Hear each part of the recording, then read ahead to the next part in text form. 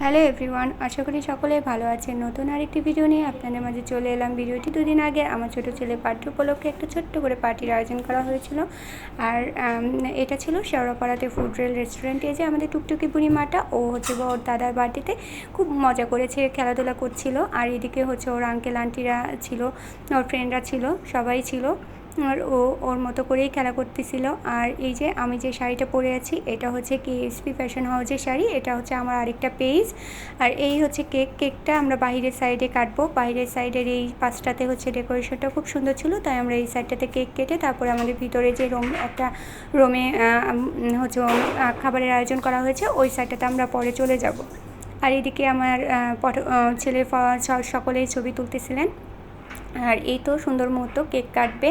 আর এইদিকে হচ্ছে ওর আঙ্কেল খুব সুন্দর করে ক্যান্ডেল মানে বসিয়ে দিচ্ছে। আর ওরা সবাই দাঁড়িয়ে আছে। আর ওর সাথে ছিল ওর বন্ধুরা, ওর দাদা, সকলেই ছিলেন। তো কেকটা খাবে, খাওয়ার পরে হচ্ছে আমরা ভিতরে চলে যাবে। তো আর এইদিকে হচ্ছে ওর বাবাকে ওর আঙ্কেল কেক খাওয়াই দিচ্ছিল। ওর বাবাকে বলতেছিল, আপনার ছেলের জন্মদিন, তা আপনি কেক খাবেন না কেন? তো জোর করেই খাওয়াই দিচ্ছিল। পরে খেয়েছে। ও কেক খেতে চায়নি, পরে জোর করেই খাওয়াই দিয়েছিল। আর এখানে সকলেই ওয়েট করতেছিল।